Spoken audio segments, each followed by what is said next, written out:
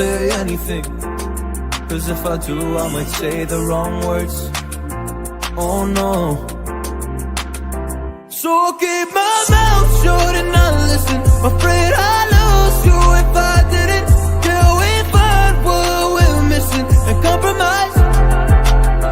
So I'll keep my shoes home and not leaving. We're on thin ice, winter season. Can't we find a single reason not to say goodbye?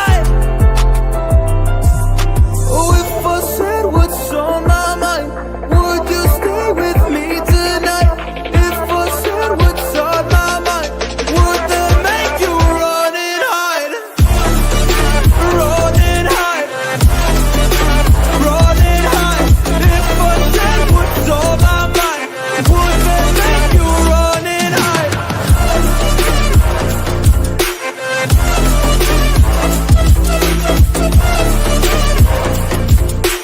Would that make you run and hide? Run and hide. Run and hide. Oh, would that make you run and hide? Don't know what to do anymore. I'm out of options, nothing's working. I'm out of service. Come help me now, I'm fucking nervous. I'm trying but can't scratch the surface. So I'll keep my mouth shut and not listen. Afraid I lose you if I didn't. Till we find what we're missing and compromise. So I'll keep my shoes home and not leaving. We're on thin ice, winter season. Can't we find a single reason not to say goodbye?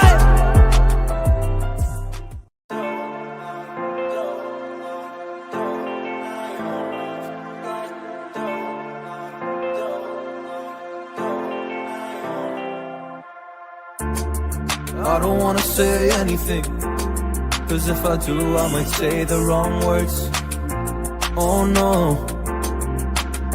So I'll keep my mouth shut and not listen. Afraid I lose you if I didn't. Till we find what we're missing and compromise. So I'll keep my shoes home and not leaving. We're on thin ice, winter season. Can't we find a single reason not to say goodbye?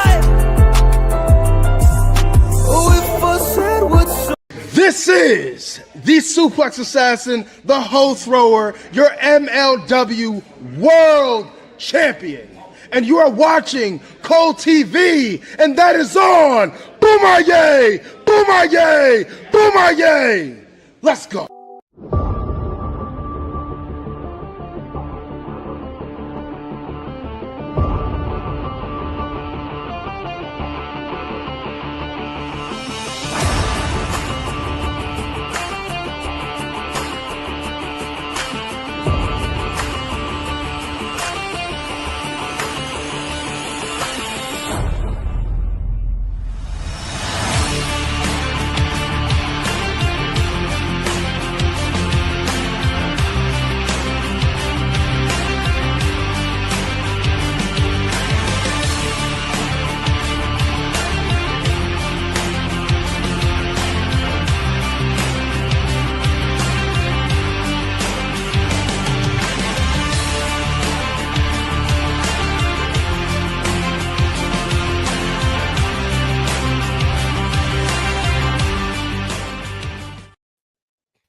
Greetings and salutations, everybody, and welcome back to another episode of Pro Wrestling 60, where we recap everything that happened this past week in the world of professional wrestling.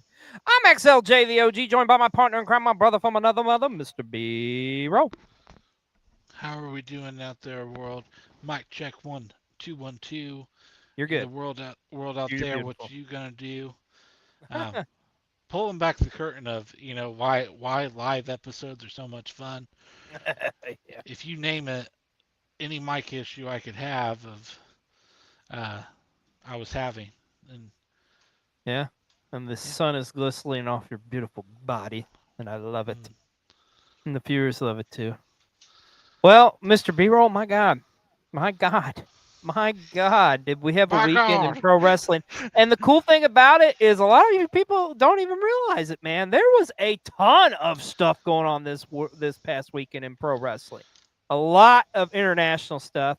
and we're so happy. We're going to bring it all to you. We're going to talk about it here on this episode of Pro Wrestling 60 live here on Cole TV. But before we get started, as always, you got to let Mr. B-Roll hit us with that sweet, sweet line.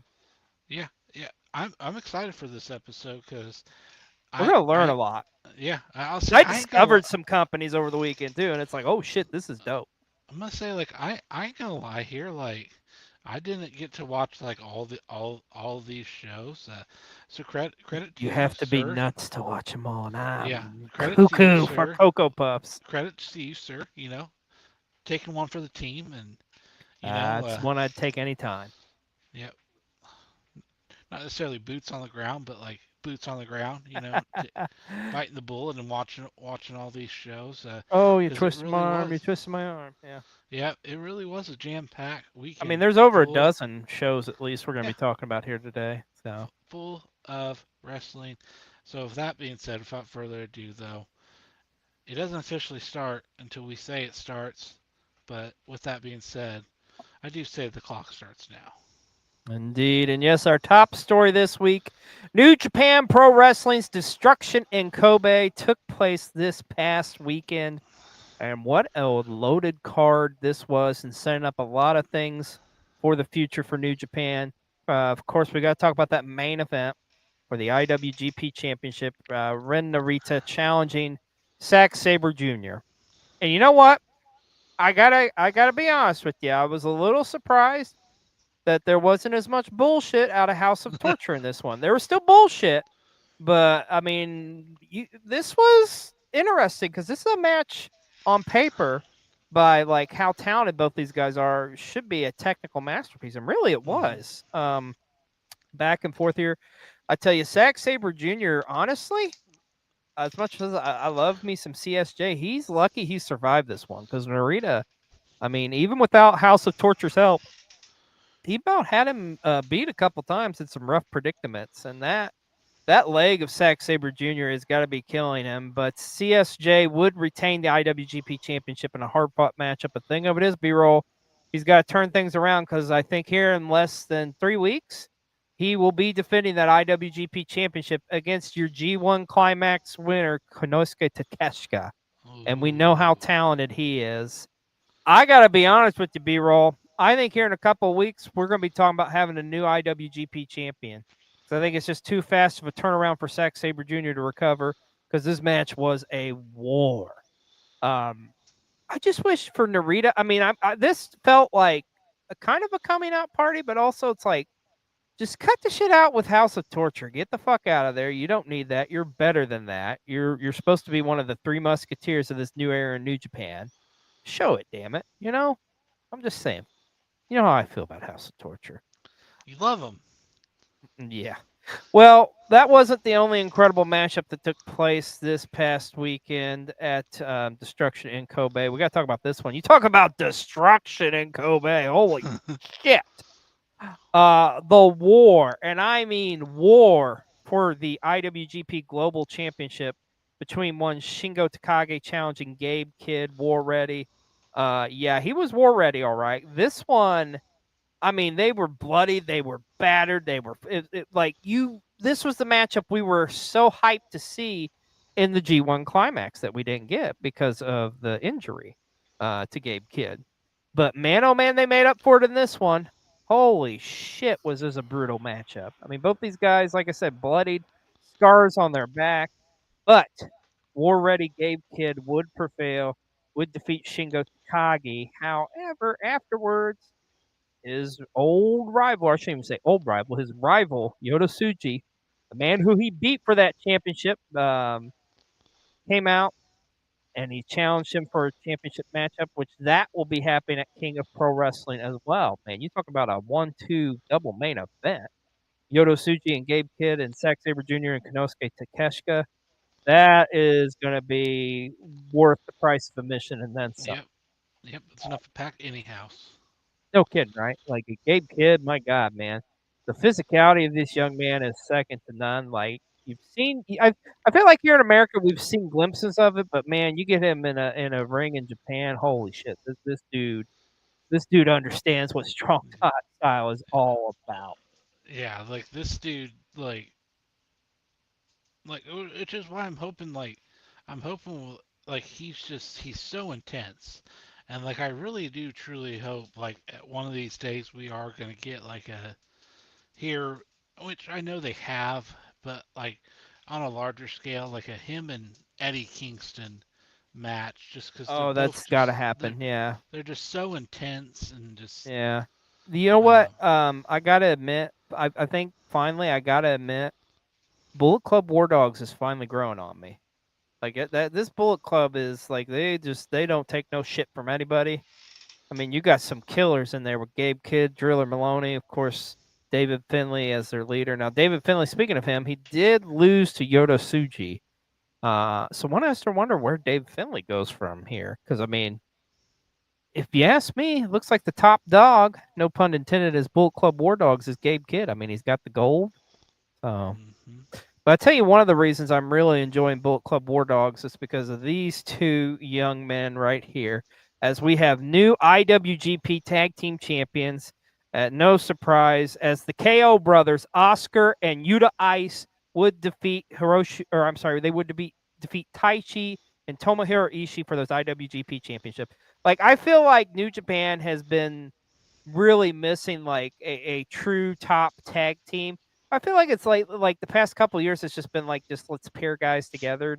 That's not the case with these two, man. Yeah, These two are badasses. They personify what Bullet Club War Dogs is all about, and they have brought home some gold to yep, the Bullet Club. Like this, I'm so happy for these guys. I look for them to just dominate. I mean, I gotta be honest. There's not really any team out there that can stop them other than after this matchup, you did have this the unique tandem of Shoto Umino and Yu Yu Uemura come out to pretty much kind of be like, hey, we're here, we want a yeah, challenge. So, which that's kind of an interesting team, but nonetheless, man, these two guys. I know you love your tag team wrestling. Have you had a chance to watch the KO brothers yet? yeah. I feel like they're just a breath of fresh air for this Mm-hmm. tag team division, and like they, I don't know how else to describe it, but they just kind of have that it factor as a Yeah. tag team, uh, and like it just works. I would say um, Yodosuji and Mora. I mean that is a pretty ultra ultra white meat babyface team. Oh my God. Yeah. So there could be some lakes there. Yeah, Uh but I think the thing is about that, I go back to kind of like, okay, these guys are kind of put together, and I feel like huh. it's like let's just take our top two baby faces and put them together because we're not really doing anything else with them or something at the time. I don't know. Yeah. I just feel like both those guys are so talented. I want to see them kind of more in the singles than tag, but they'll be a great tag team. Don't get me wrong, but Yeah. at the end of the day, there's chemistry, there's a bond that's just like you can be as talented as you are singles, but like you gotta have just that bond and that chemistry, and these two gentlemen definitely have that and then some. But like you say, they are going to be the face of this tag team division, I think, for a long time to come, and is I going to run I would roughshod. I would bet money that they will at least still be tag team champions going into Wrestle Kingdom, if not beyond. Yeah, I think that's very safe to say. Absolutely, I look for them to have a long reign, but congratulations go to the KO brothers because they picked up a huge win at Destruction in Kobe. And we had a couple surprises. One of them being Pro Wrestling Noah's Kaita Kiyomura showed up after Hiroshi Tanahashi's matchup where he did successfully defeat the Great Ohan and come out and more or less invited Tanahashi to be his tag team partner. I believe coming up on October the 13th, which I think that is also the King of Pro Wrestling show as well. But also, it was kind of like trying to understand it through the translator. It also sounded like he wanted him to come to Noah. So maybe they're doing something where like a tag team match at King of Pro Wrestling and then a singles match between these two and Noah. Holy shit. If that happened, like I want to see that. That would be a great matchup.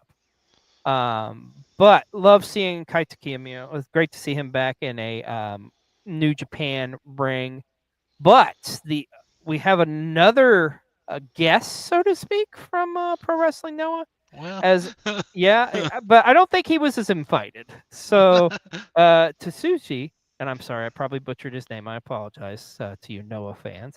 Come out pretty much after Hiromu Tanahashi retained the GHC Light Heavyweight Championship, uh, and pretty much just laid him out and pretty much challenged him as the next challenger for the GHC Championship. Kind of a little bit of an invasion here, I guess you could say, but nonetheless, I do like how he's just like telling in his promo from the translate. What I can understand is he pretty much was talking about how the fans can more or less kiss his ass because he's from Kobe, so he's lived there 16 years of his life or something like that, and they were booing him. It's just like kiss my ass. But anyways, nonetheless, Destruction in Kobe was a tremendous show. You can catch a replay of that on New Japan World, and like I say, coming up here in a couple weeks will be the King of Pro Wrestling show, which is gonna be huge.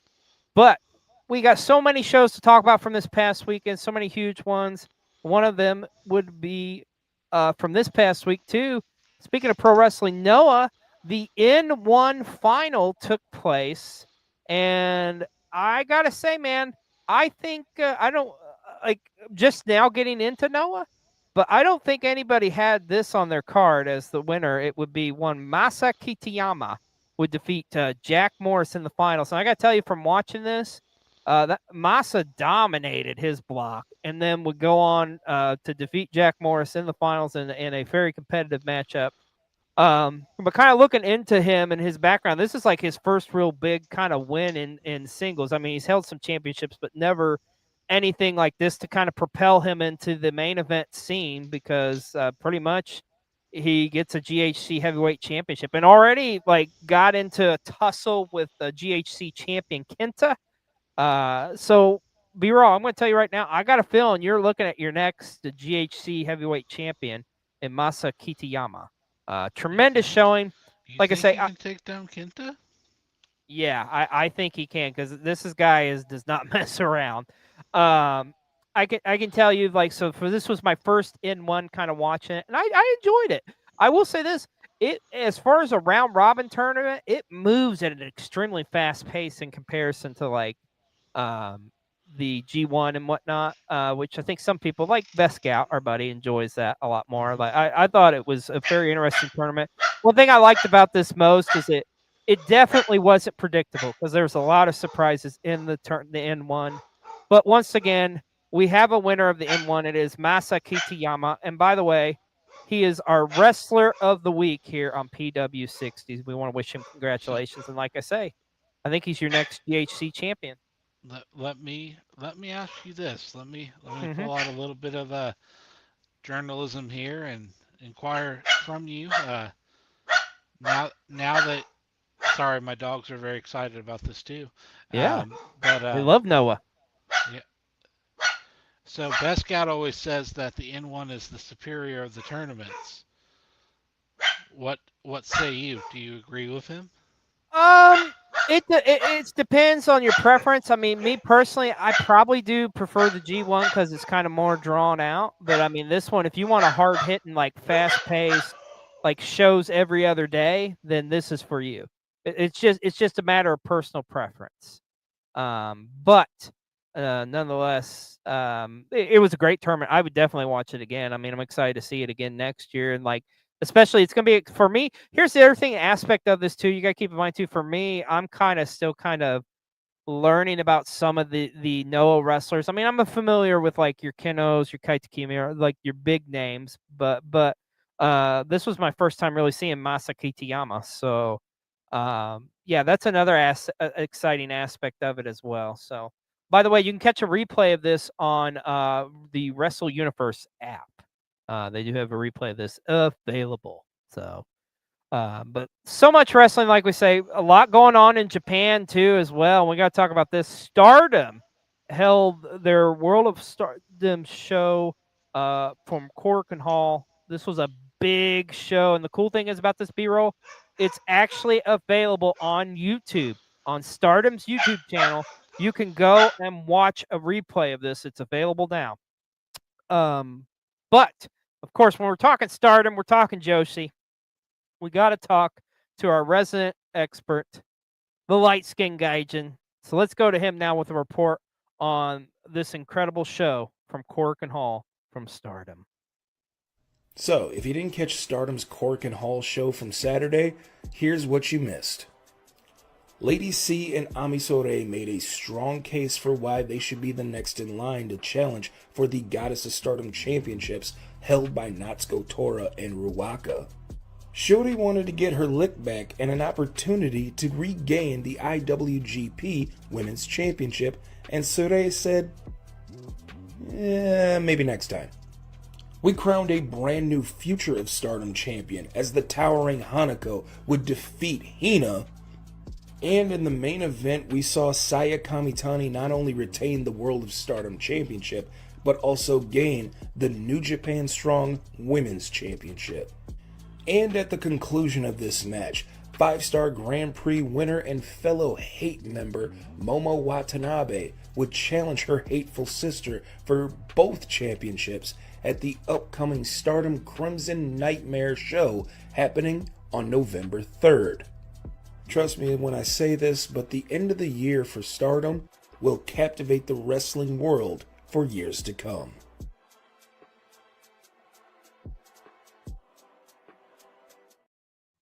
Yeah, he is not kidding. Thank you so much, Light Skin.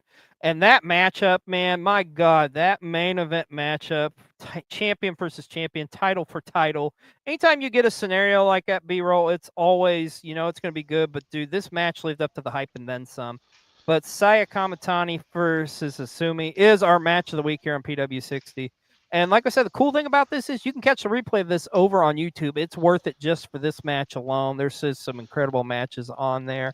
B-roll, I got to say this. From what I've seen, and I've seen a couple of her matches this year, every time, I mean, I can't say I've seen a bad match from Saya Kamitani. Like, every time I see her, man, she just gets better and better. Like, she is like the personification of like a strong style, big main event matchup.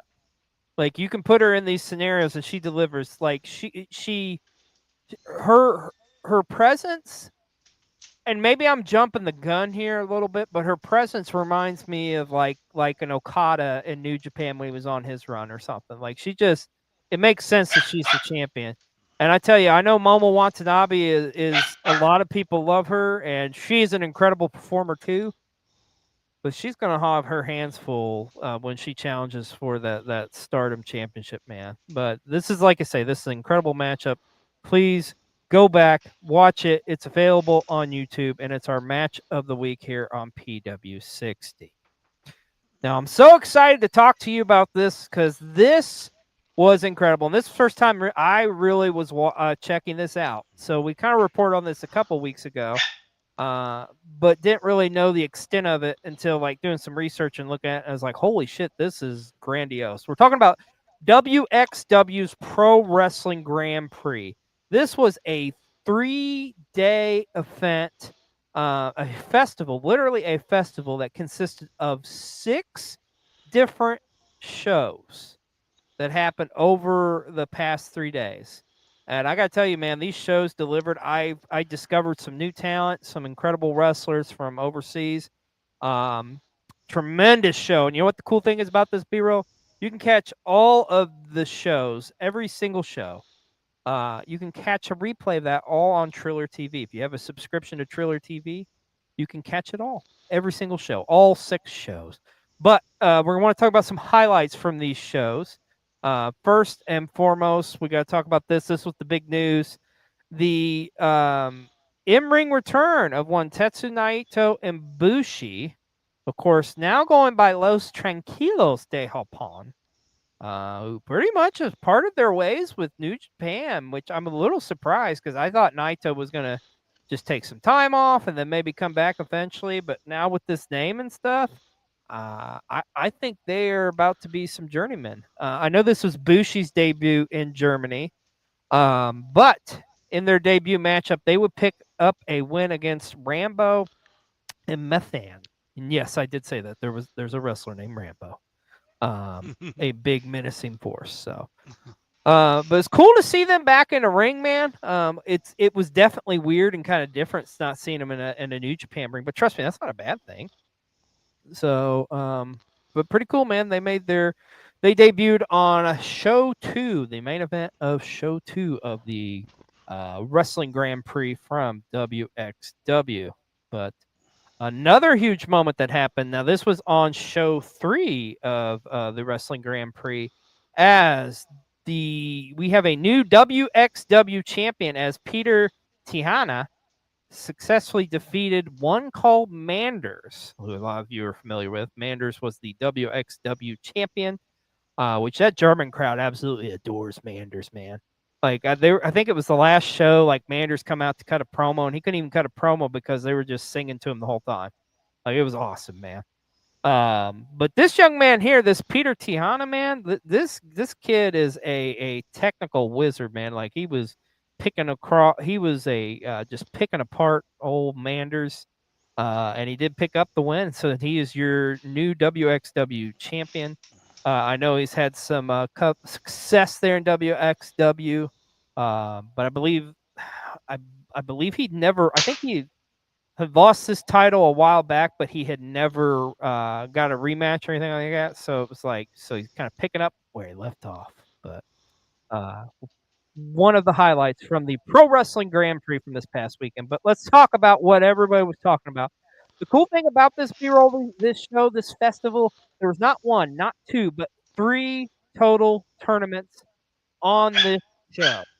So there was the Femme Fatale tournament, which was females, your tag team tournament, your world tag team tournament, and the men's tournament, which I think it was called like the I forget what the German, it was like Champion of Champions or something like that. But it was cool because in the men's tournament they ran it round robin style, so it wasn't single elimination. So that being said, in A block you had Elijah Bloom would win the A block by defeating Marcus Elani. So he pretty much won. I think he had 5 points or something to win the block. And then over in B block, you literally had Ahura just dominate and beat every single person in this block, which, by the way, so to kind of break it down, there was 4 competitors in each block. So for all you old heads like me, if you go back to Starrcade 89, imagine like that type of tournament, okay? But Ahura would beat Joseph Finch Jr. to seal his win in the B block. And then in the finals, the final matchup of this grandiose weekend, Ahura would defeat Elijah Bloom. Of course, there was kind of a little controversy with this, as there was a little bit of interference going on, but not so much like Ahura really didn't have anything to do with it. It was just Elijah Bloom's demons, so to speak, or his enemies coming to get him. But nonetheless, he pretty much cleans out the Wrestling Grand Prix, goes undefeated in the tournament. This guy impressed me, man. Like, once again, another great like technical wrestler, a strong style wrestler. Chop the hell out of you, beat the holy hell out of you, and you're going to be sore the next day, the next week, the next month. But congratulations to him as he won. And this was, I believe they said this was the first year that they have done the men's tournament like this, where it was like a round robin style. So congratulations to him on winning. I'm sure he is probably going to be due for a championship matchup in the near future. But as I mentioned, there was multiple tournaments. Also, we got to talk about the tag team tournament finals, which you would love the tag teams, man. The tag team tournament was loaded. There were some really good teams in this one, but at the end of the day, the Greedy Souls would defeat the Grind to win the World Tag Team Tournament Finals. Greedy Souls, I thought for sure they were going to go up against the WXW Tag Team Champions, which is Planet Gorgia, which those guys, holy shit, those are some badass dudes. But the Grind would end up getting a huge upset on them in the second round. To give you an idea of how the Greedy Souls got their B-roll, they beat the holy hell out of Silences Forever. If that tells you anything. Wow. Yeah, these guys are badass. They are not to be messed with. And I'm telling you what, whenever they get to a matchup for those tag team titles against Planet Gorgia, holy shit, I want to see that. Because I thought for sure that was going to be the final. It's the true definition of big meaty men slapping meat right there. So, but congratulations to the Greedy Souls on winning the World Tag Team Tournament. But what I want to talk about, what I thought, without a shadow of a doubt, was the highlight of the weekend of the WXW Wrestling Grand Prix, was the finals of the Femme Fatale tournament. And this matchup, I tell you, if it wasn't for the matchup from Stardom, this probably would have been our match of the week. Because not only was it a competitive matchup, not only was it an incredible matchup, not only was it for the finals of the Femme Fatale tournament, but this told a unique story because in the finals, you had Sapphire Reed against Anita Fawn. And here's the things, folks. They are a tag team called Hyperactive. So two best friends, two tag team partners meeting in the final of this tournament. It was a phenomenal matchup. And also to kind of put things in perspective, Anita Fawn had won the Femme Fatale tournament the year before this. So she was trying to repeat while you have Sapphire Reed, who was trying to win it. And guess what? She was able to pull out the win as Sapphire Reed would defeat Anita Fawn to win the Femme Fatale tournament. I think they even said on the announcing team too for this.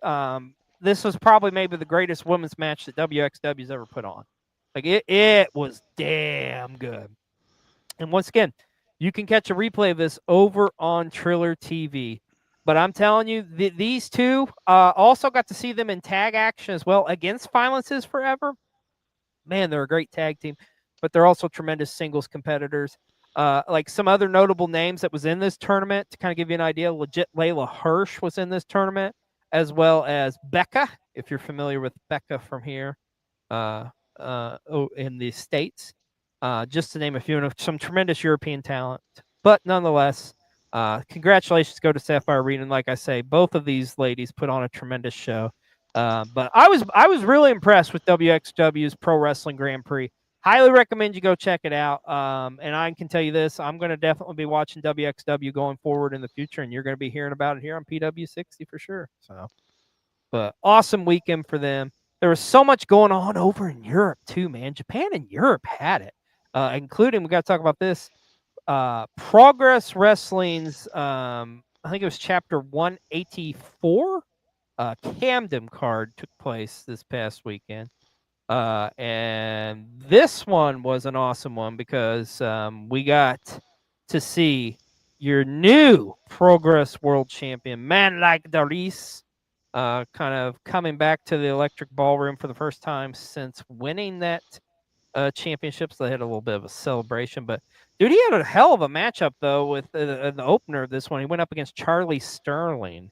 A lot of back and forth with that one. A couple highlights on this show to talk about. Rio would retain her Progress Women's Championship against Lucy Sky. Also, we have a new Atlas champion as Gene Money was defeated by Will Cruz. Of course, Will Cruz and Gene Money, former in a stable, former partners. Of course, Will Cruz looking to get revenge, and guess what? Now he is your new Atlas champion. I mean, that was G Money's first defense, and he's already lost the thing. So, hate to see that for him. But the dude, I'm telling you, this Will Crew guy, he's fun to watch. Needless to say, he's like a guy our size, but the dude can move.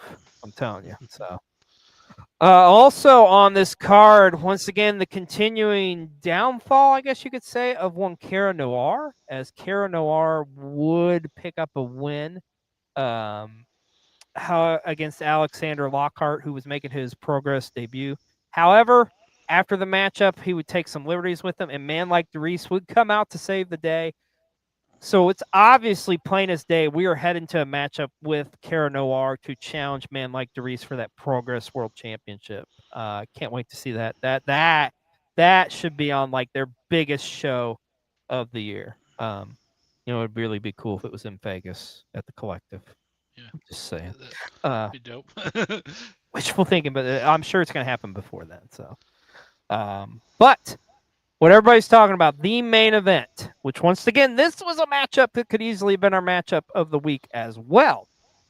It was a loser leaves progress matchup with Nina Samuels going against Kanji. Of course, you know how we feel about Kanji. We talked about her a couple weeks ago with that tremendous matchup she had with Rio. Kanji would pick up the win in a tremendous matchup. And now Nina Samuels is gone from Progress. I don't know if this means she's like moving on to another company there in the UK, or maybe she's coming over here in the States.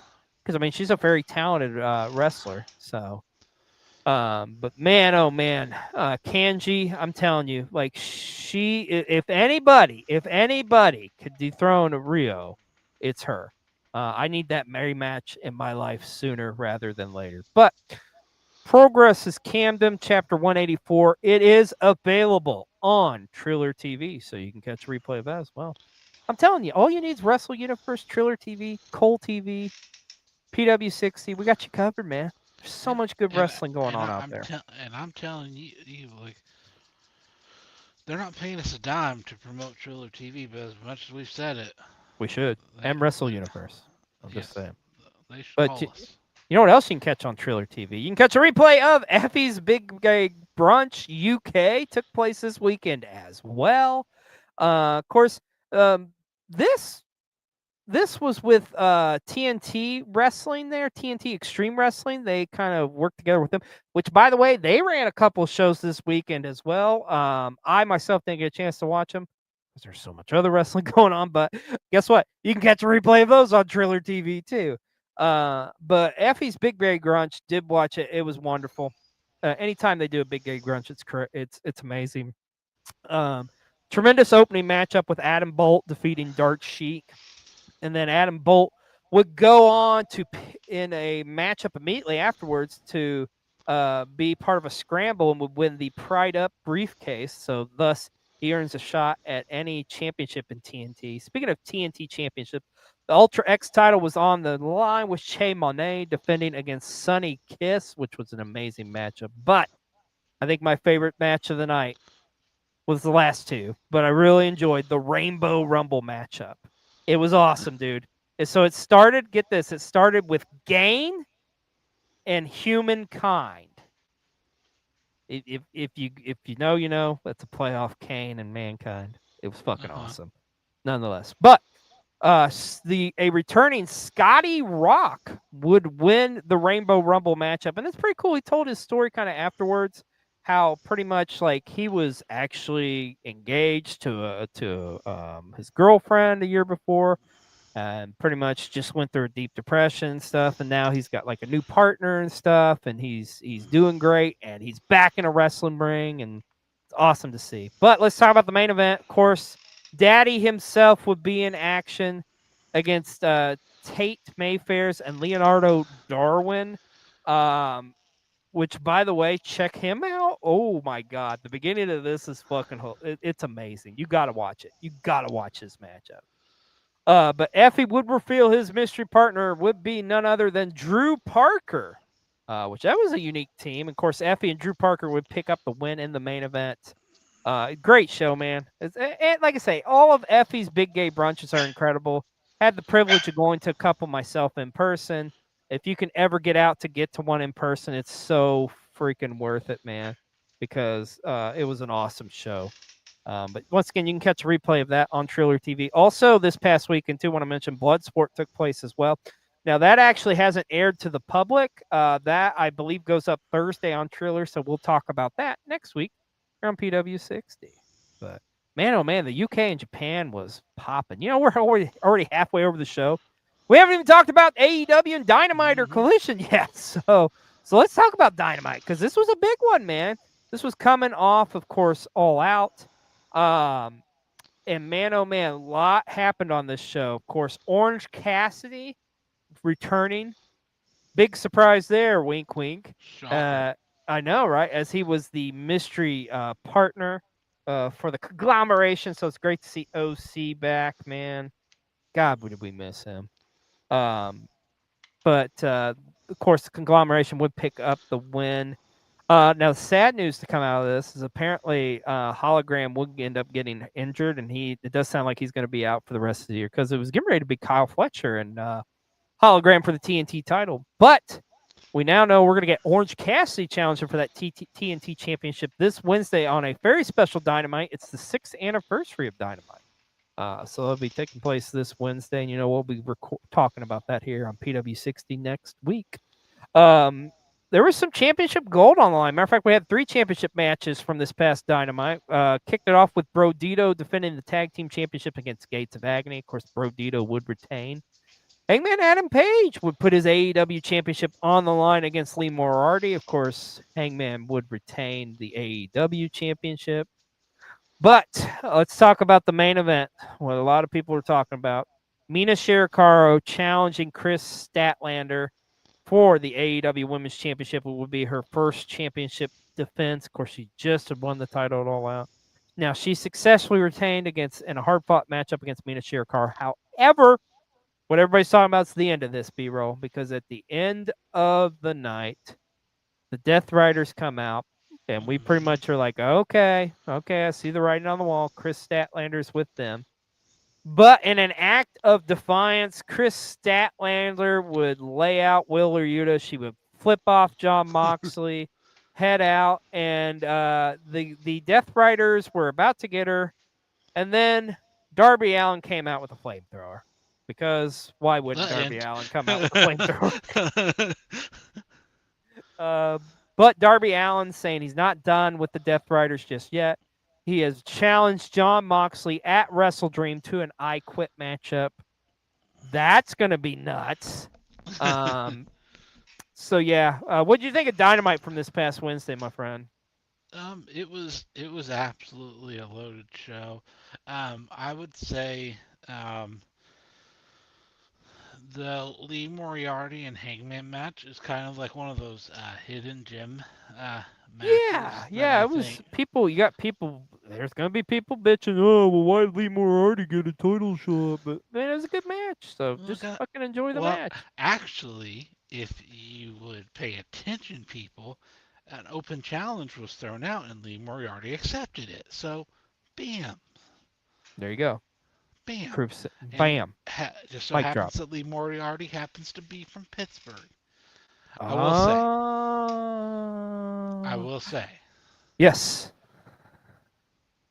I think AEW does need Britt Baker back. Well, let me refuse. Yeah. We don't need her back. We need her back. But man, it'd be nice, and it would be. It would have been perfect in Pittsburgh, but I mean, you mean Britsburg? Just saying. Yeah. Because I can remember some iconic AEW moments of like Oh yeah. We're not Steelers fans, but it is an iconic moment of the towels waving and yeah. Well, as loaded as Dynamite was, let's talk about Collision. I almost forgot to talk about this shit. Also on Dynamite, it was revealed, finally, the long-awaited reveal of the AEW Women's Tag Team Championships, which we knew they were in existence, but I'm sure they're going to announce a tournament of some sorts coming up to determine the inaugural champions. But man, oh man, it's great to see those belts.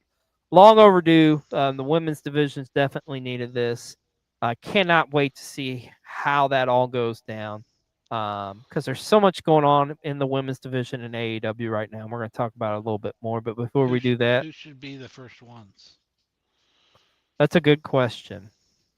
I think there's a lot of people who are going to say Ty J. I think Anna J and Ty Mello, which I wouldn't be mad at. I do like Megan Bain and Penelope Ford. I think that's a great tag team together. Would love to see Julia and Sky Blue walk out, especially with what they're doing right now. So a lot of ways this can go, B-roll. But let's talk about Collision this past Saturday, and it kind of the Acclaimed got back together, I guess. Sort of. Yeah. Something. As they would be in tag team action against the Swirl, they would pick up the win. But Bowen's kind of saying like he was forced to do this. It's like, come on, don't tease me anymore. Just fucking get him back together. Like, bring Daddy Ass and bring whatever. It's kind of unique seeing Jerry Lynn in the role of Daddy Ass, I guess. But okay, whatever. Just get the Acclaim back together, man. I need Yeah. the Acclaimed in my life. All I really have enjoyed the Max Caster challenge and stuff. Has been interesting, and Bones trying to kind of go on his own was okay, but they just work so much better as a tag team. I need the you're Acclaim. better together.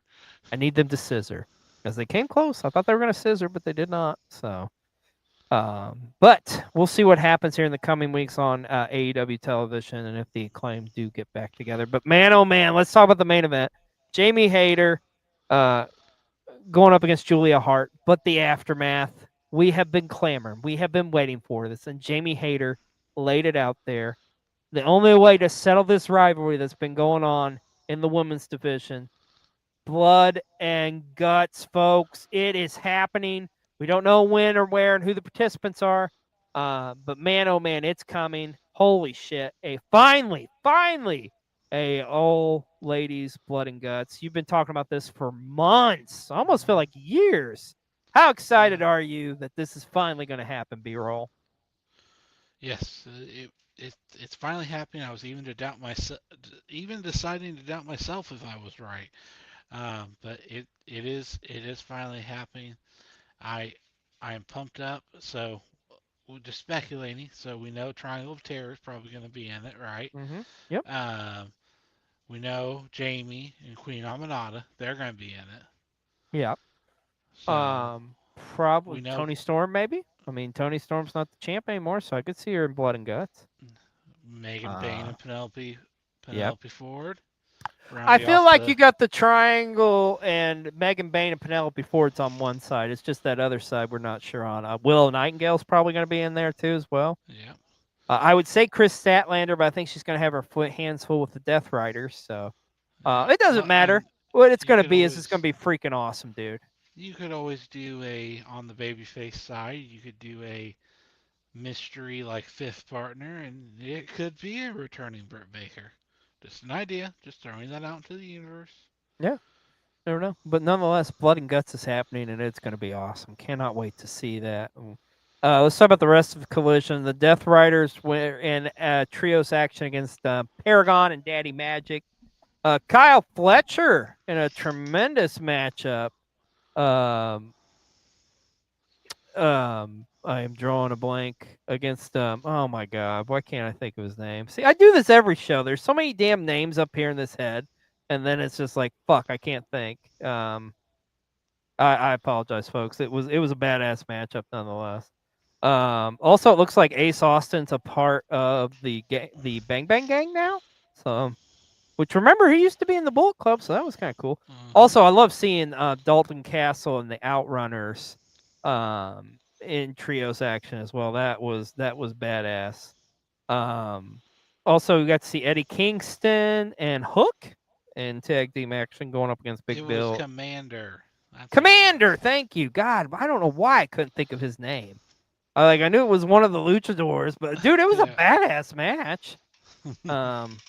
Thank you. I'm sorry, my 40-year-old wrestling brain just kind of like Well, went haywire there. I was struggling to think of it too, so I just looked it Yeah, up.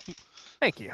But Collision was an awesome show. AEW had a tremendous week of television. And I tell you something else that's been really great coming out of there is Ring of Honor has been really killing it here lately, which has been great to see. Speaking of ROH, let's talk about Honor Club from this past week. You had a Proving Ground matchup with Bandito going up against Dralistico, which was a badass matchup. It's cool. We've been seeing a lot of these Pure Rules matches on ROH in the women's division as they are gearing up for that tournament. Deonna Purrazzo had a tremendous matchup against Viva Fan, which big fan of Viva Fan. We've been watching her for a little while now. She kills it on the indies. But Deonna Purrazzo would pick up the win there. Speaking of the ladies, Mina Shirakawa would defend her Ring of Honor television title against Lacey Lane. Of course, Lacey Lane making her ROH debut. A lot of you may remember her from the WWE. But tremendous matchup there. All on the LFI would retain their tag team titles in a grudge matchup, sort of, with the Von Erichs. And in the main event, Billy Starks would advance in the women's pure title tournament as she would defeat CMLL's Olympia, which, by the way, have you seen Olympia? Holy shit, is she scary. Like, she is a specimen, to say the least. So, congratulations to Billy Starks picking up a huge win there. Don't see how she does it, man. So, but speaking of CMLL, we got to talk about this because this was huge news. CMLL had the Pokemon Legends C-A Nochida Legends show this past week. So this was we talked about this here a couple weeks ago. So this was CMLL doing a collab with Pokemon. Dude, this is, and by the way, you can catch this on their YouTube channel. This was a 5. To kind of give you an idea, we got a little clip here we're going to show you of what it was like in Arena Mexico for this incredible CMLL show. Check this out. Es un inmortal. Es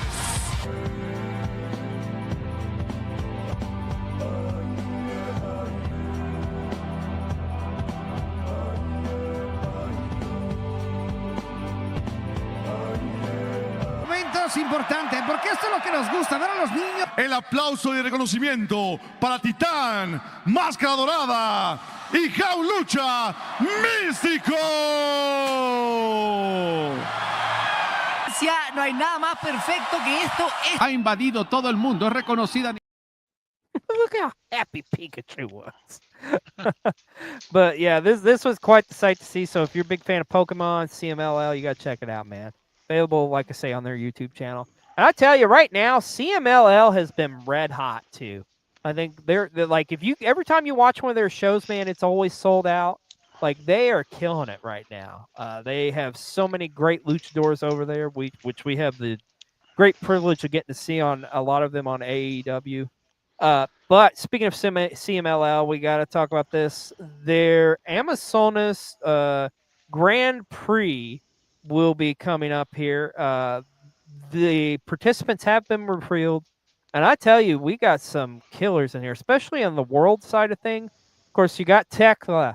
You got Sky Blue. You got Julia Hart. All the triangle. Mina Shirakawa will be in this. Also, Kanji from Progress will be in this. We've got a couple wrestlers from the Tokyo Joshi Pro that are going to be in this as well. And, of course, the ladies of CMLL going to be in there. Of course, Persephone. Of course, Olympia. And all those great stars. And that will be in the coming weeks here in CMLL. So cannot wait to see what happens in the Amazon's Grand Prix, man. You can never not have enough tournaments, right? Like, I just love me some tournaments. So, well, speaking of CMLL, we got to talk about this. How about this? Big news coming out there. Blue Panther would defeat Ultimo Guerrero for the MLW National Championship. I mean, I don't know how old Blue Panther is, but I mean, you can see here he's obviously Just wanted to know if you had that on your bingo card for this year. No, there's a lot of stuff I didn't have, including this, my friend. But congratulations to Blue Panther, a lucha legend who is now your MLW middleweight champion. Speaking of MLW, let's talk about them as they had their Fury Road show took place this Saturday, or debuted this past Saturday on their YouTube channel. Notable moments on this show that happened: the Opera Cup. We had a couple of participants advance. Paul London would defeat Okamura to advance, as well as Austin Aries would defeat Kushida to advance. And now Austin Aries and Paul London will meet one-on-one, which, man, oh man, you go back to early Ring of Honor days, like I think they may have met, but that'll be an interesting one to see. Also, speaking of the Opera Cup, Fullador Jr. defeated Titan to advance in the Opera Cup. And the big thing coming out, or the big main event, or lack thereof, if you want to call it, was Bishop Dyer and new MLW champion Mads Kroll Kruger. This match didn't even really get started. It ended up being like a squash, a bullshit. Like, didn't even get to have a match. So, as you got Kruger kind of feuding with Bishop Dyer, kind of feuding with Dijak, I'm sure that's going to come to a boiling point here soon, as that's like 2 times now here. But if you want to catch a replay of MLW Fury Road, it is available on their YouTube channel. Also, let's talk about this. This was a big show coming out of Japan. First time watching them. It was Sendai Pro's big show in Sendai. And I got to tell you, the main event on this show was phenomenal. This was another match. I'm telling you, all the matches, we had about 4 contenders for matches of the week this week, and all of them were women's matches. I mean, but this matchup was an incredible matchup with Mika Iwata defending the championship against Chiro Hashimoto. Or, I'm sorry, I said that wrong. Chiro Hashimoto defending the championship against Mika Iwata. Of course, there was a backstory here with them being partners. I believe what I understood on the commentary was Chihiro had kind of come up training at the same time, or helped train Mika.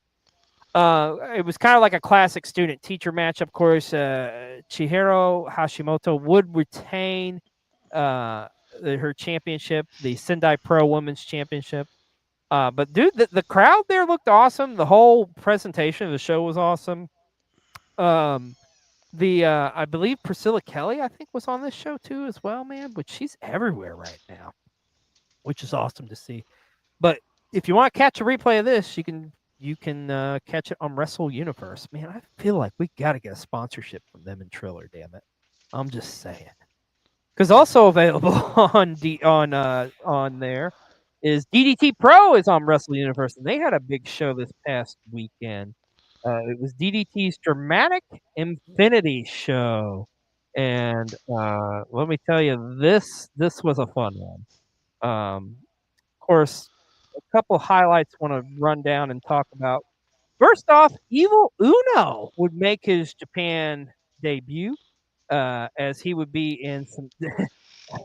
Dude, this one I gotta tell you, like, this was freaking hilarious. So, he was teaming up with oh my god, I can't think of his name. He's pretty much DDT's Effie, only even kind of more ridiculous. Dino, he's Mao. teaming up Dino, and they went up against Jun Akiyama and Harashina. But it was hilarious because Dino comes out first, right? And then, so you already have Akiyama and Harashina in the ring, right? So Dino comes out, attacks them, gets pinned before Uno can make his entrance. So they restart the matchup, and so Uno can make his entrance. And Uno, as he's trying to make his entrance, it pretty much does the same shit again. But Uno gets to the ring in time to break up the pin. But nonetheless, Jun Akiyama and Harashina would defeat Evil Uno and Dino, but I hope Uno makes an appearance again. Also on this card, Minoru Suzuki would retain his DDT Universal Championship against Takeshi Masada, which was a tremendous matchup. But let's talk about the main event. It was a classic, an all-time classic for the KOD title. It was Kazuka Hirati, the champion, the new champion, defending against Yoshihiko. And I got to tell you, this was a 15 to 20-minute classic. Maybe Yoshiko's best match to date, which Yoshiko's had some incredible ones over the years. But Hirate would retain the KOD championship. But, B-roll, what happened after this match is what everybody's talking about. Because it would start with Yoshihiko giving a gift to Hirate. And we just so happen to have that footage here. So check out the closing moments of DDT's Pro show from this past week. プレゼント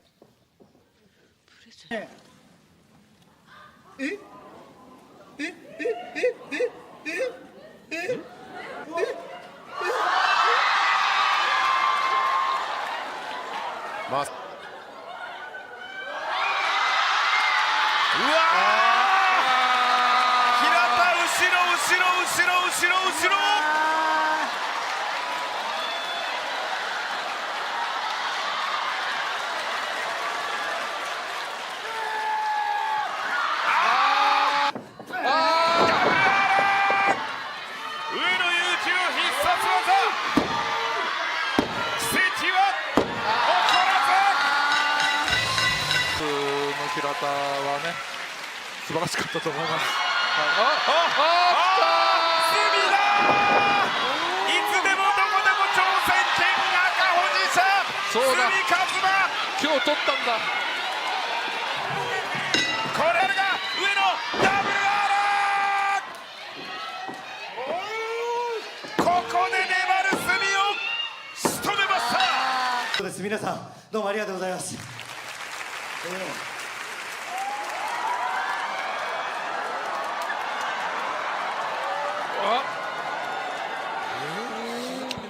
国技館大会 KOD 無差別級選手権および DDT ユニバーサル選手権両タイトルマッチ。 Okay, so did he catch that all? So just to break it down for you, Yuka Uona was revealed as Yoshika's handler, cashes in his right to challenge. He beats Hirati for the KOD title. As he's celebrating, Yuka Ueno comes out, or I'm sorry, let me rephrase that. Kasumi Sumito comes out for his right to cash in, which I guess there's multiple cash-ins. I don't know. It's DDT. It makes Pro. sense. I love It makes sense. But he comes out successfully or unsuccessfully does not challenge, as Yuka Ueno would retain the KOD title, which he just won. And then Minoru Suzuki comes out to challenge Yuki, and it will now be a title for title matchup. There you go in a nutshell. That's what happened in DDT Pro. So, well, we are going into overtime, folks, because we have so much wrestling to talk about. Well, we thank you so much for joining us, and the network has been kind enough to let us go over. So, this was big news that came out in the world of wrestling. Everybody always talks about a B-roll.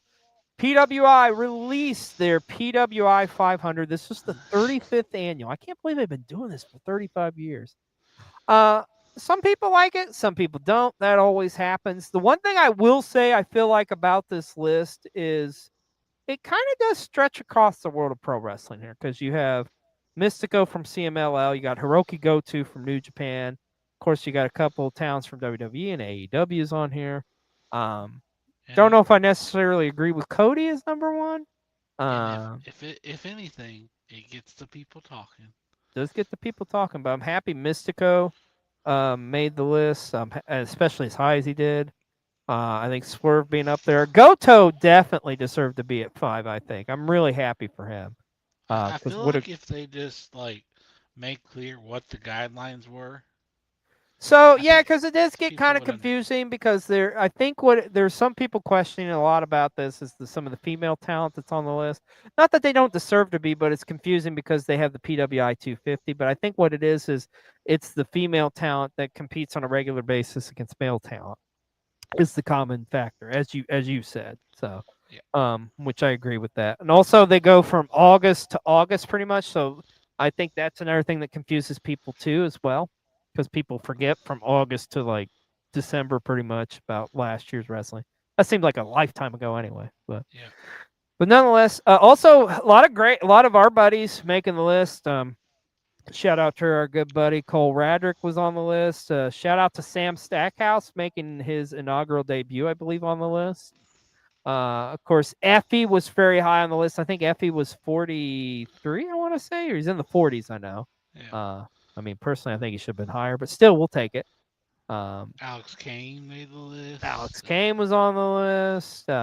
It's a great list, and you can check that out. I don't think the physical copies come out, but the digital copy is over on PWI's website. So, congratulations to everybody who made the PWI 500. Man, I really don't want to talk about this one, honestly, but we have to. This sucks. This sucks on so many levels. You've been watching the show for years. You know, we have always been big supporters, and Masha Slamovich has been grateful enough to do some things with us before in the years past. But this is just some devastating news that came out this past week. Some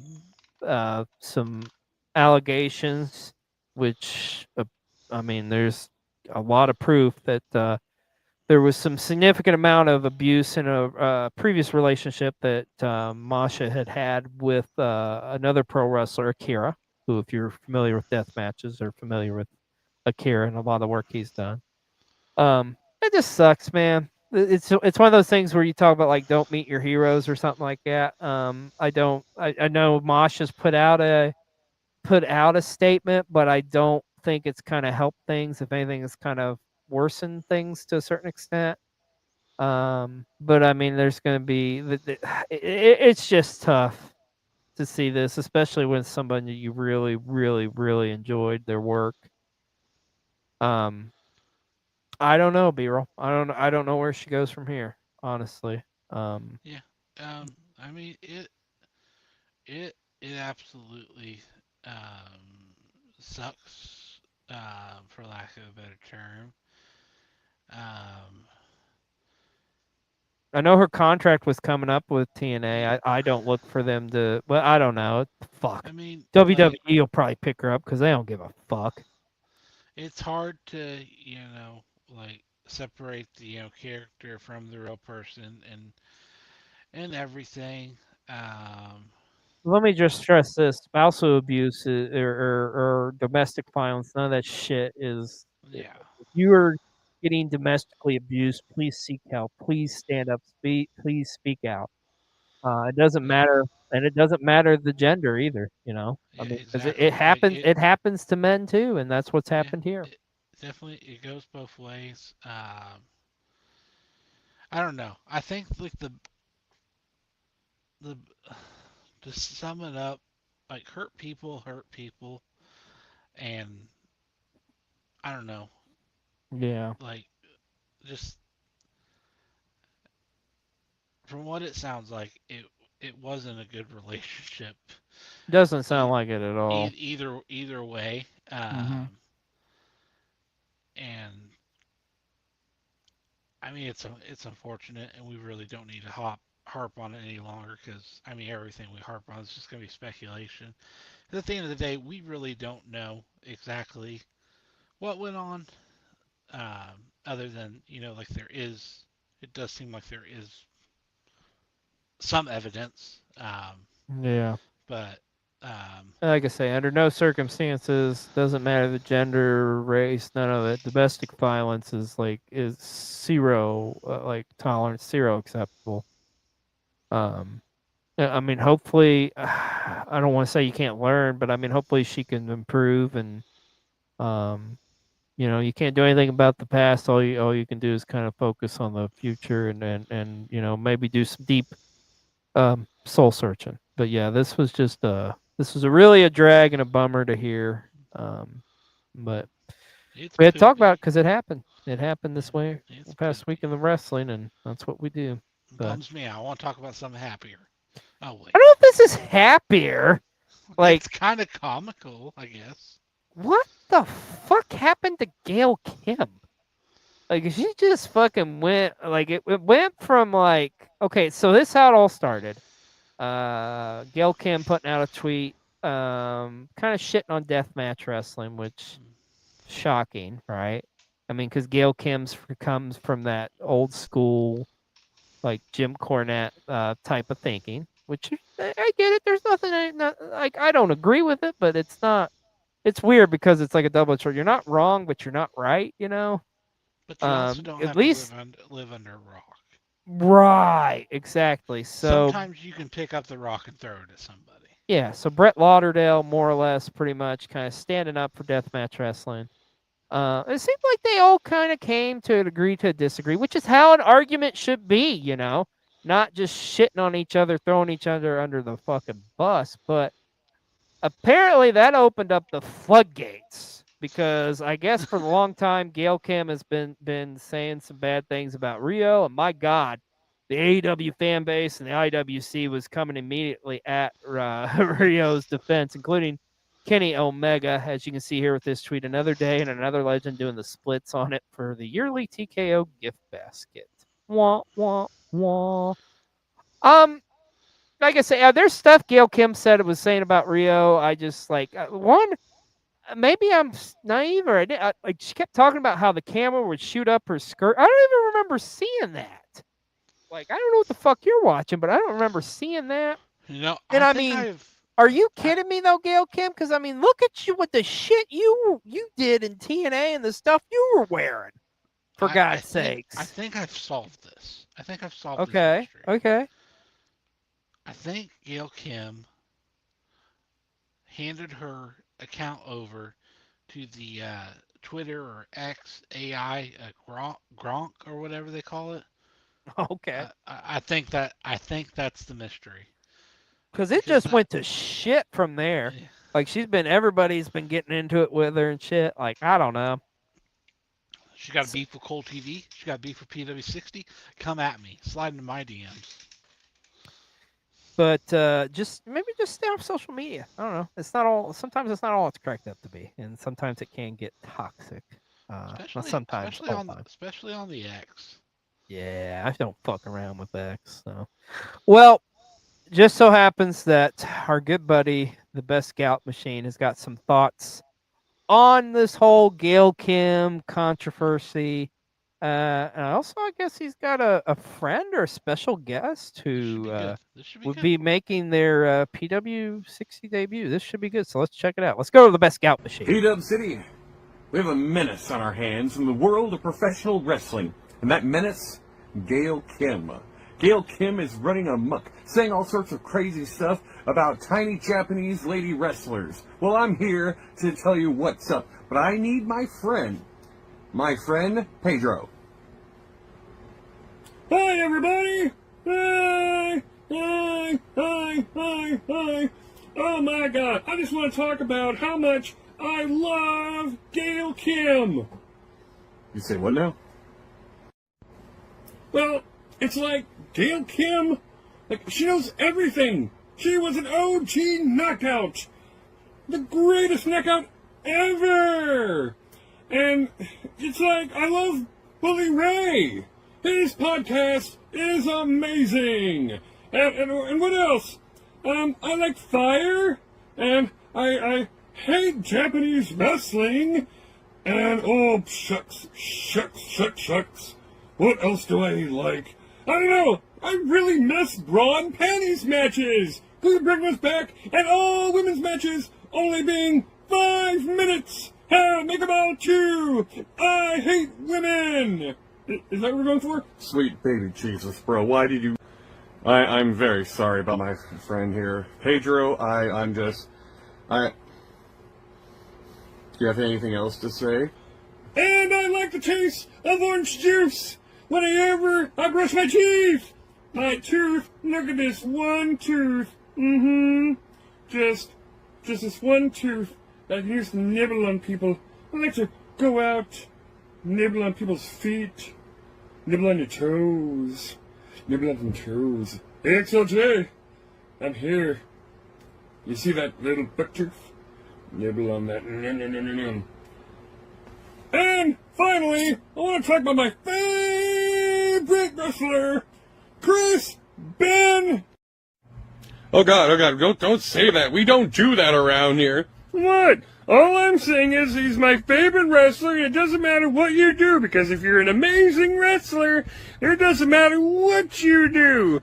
Even murder. No, we're not talking about that. Okay, just stop. Just stop, Pedro. That's enough out of you. Did I mention how much I miss bra and panties matches? I really want the Attitude Era to come back. Jim Cornette. Boy, oh boy, do I miss Hulk Hogan. No, we're done with that. Okay, we're back. Okay, we're never doing him again. Just. Yeah. None of that. I'm never gonna. Oh wait, oh God. He made a mess on the floor. Yeah, guys, I need to get better at picking people. Like, I finally got rid of Marty Hyman. I'm pretty sure he's gone forever. But I'm like, oh shit, oh God. He's learned to fly, everyone. He's learned to fly. He's going to eat all of our feet. He's going to eat the feet of the children. Oh, run for your lives. What the fuck, Pedro? Oh, Jesus Christ. Well, thank you so much, Best Gal. I don't know where you find your the people that come on the show, but we love you nonetheless. But Pedro, like, you need to still help, buddy. Well, let's talk about Another big show from this past weekend. Wrestling Revolver had their Revolver Redemption show in beautiful Bedford, Tejas. We have a new Revolver Texas champion as KJ Orso would defeat Brick Savage for the vacated championship. So KJ Orso is now your Revolver Texas champion, and also in the main event, Jake Chris would absolutely like survive a Texas death match against Sky de la Crimson. Holy shit, this thing was insane. There was needles involved nonetheless. Like, imagine the spot with Swerve and Hangman, but with 2 needles. I'm just saying. It was fucking nuts. It was bloody. It was insane. But you can catch a replay of this. Where do you think you can catch a replay of this, B-roll? A little birdie told me that you can get a replay of this on Triller TV, and if you use the code COLTV or That code doesn't exist PW60, yet. you can get a month free. It does not exist. You're telling lies. But we're gonna make it happen. Yet, so Make it happen. Speaking of Revolver, their next show is coming up this Friday. It's their Tales from the Ring show, which looks like it's going to be like a Halloween theme show. I know on this one, I think Myron Reed and Killer Kelly are tying the knot in a wrestling ring because nothing ever bad goes wrong in a wrestling wedding, right? No, I just want to know, did my invitation get lost in the mail, or? Well, you just have to watch on Triller TV like the rest of us, my friend. Also this weekend, GCW makes their long-awaited debut in Alaska. It's the Last Frontier. This is going to be an amazing show. I'm pumped to see Joey Janela against Kid Bandit. It's going to be awesome. Atticus Cogar in action against Slade.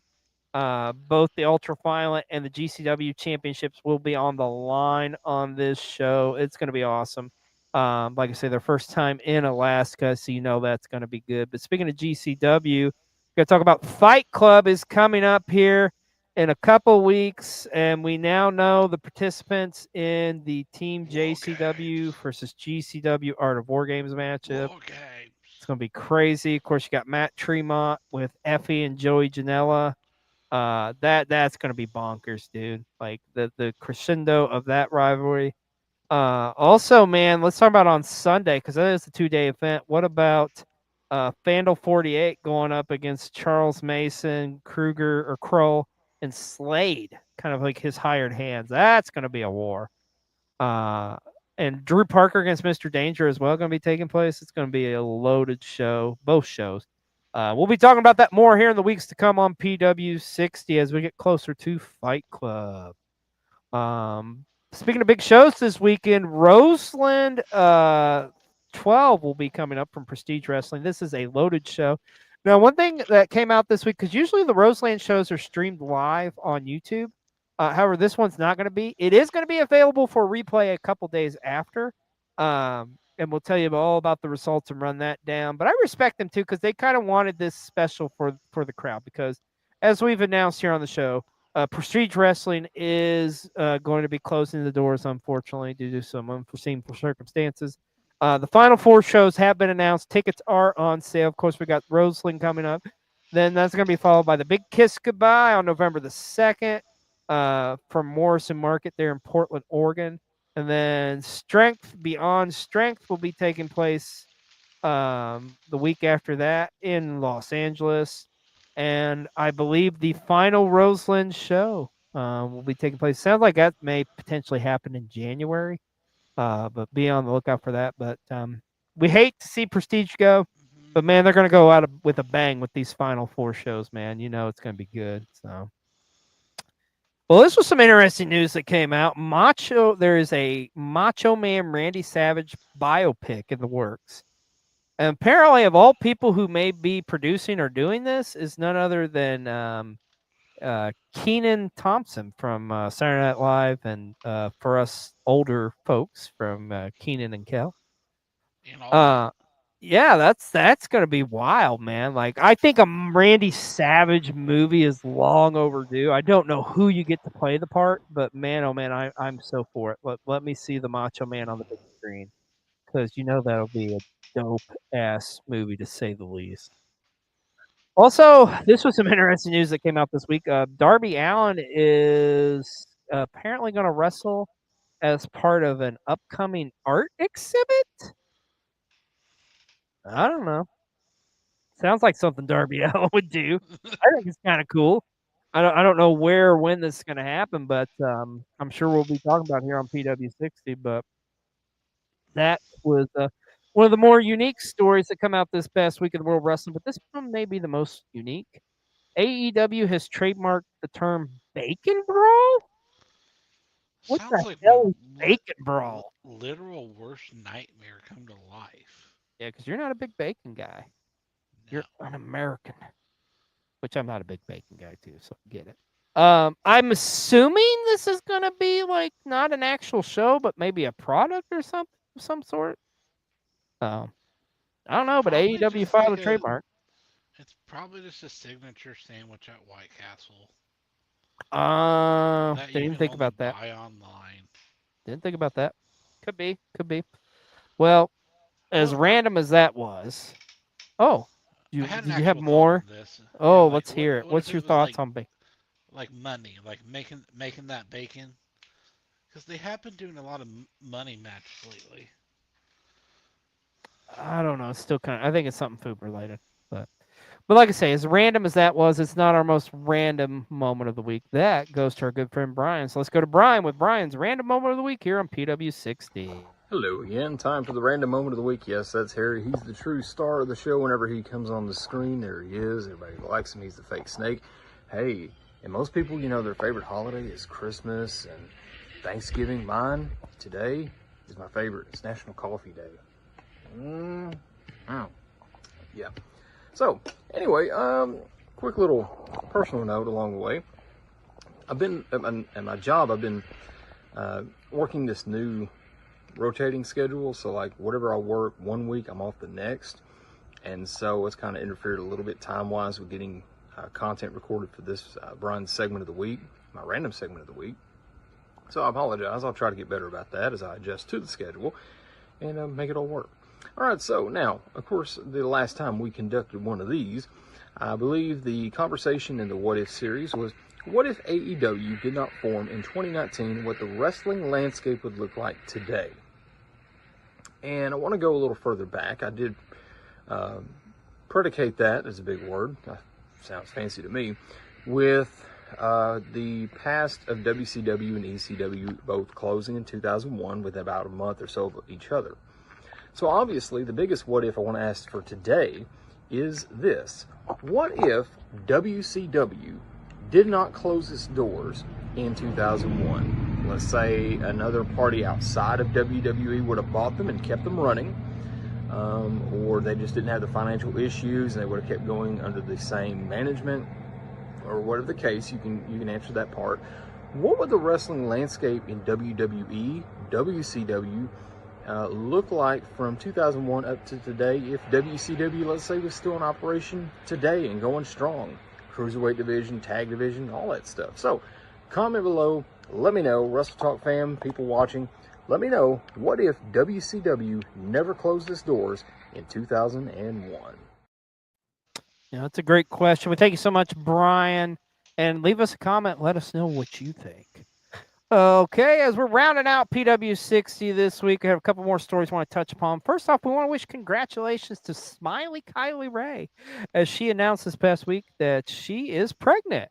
I believe this will be Kylie's second child she's having, so awesome to see. Of course, she did have to relinquish the ID championship, but all for a good cause. So we here at PW60 want to wish you congratulations and on your newborn child to be. So it's awesome to hear, man. Love to see it.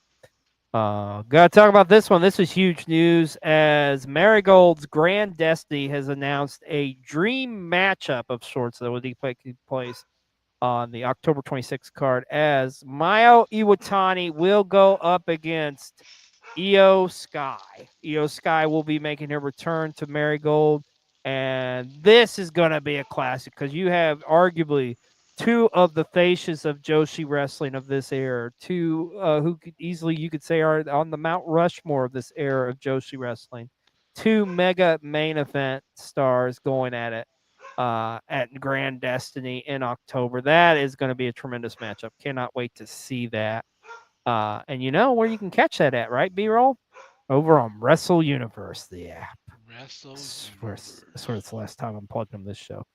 And finally, each week we always have our indie spotlight. And this week we are going to highlight some talent. And we mentioned these girls earlier. We're talking about the tag team duo of Hyperactive, Sapphire Reed and Anita Fawn, which you can follow them on their socials. They've got Instagram, X, the Blue Sky, all that jazz. Go look them up. They have some incredible careers. Sapphire Reed, she's been doing this. Both of them very young too, because Sapphire Reed debuted in 2021. Has already held the a couple championships.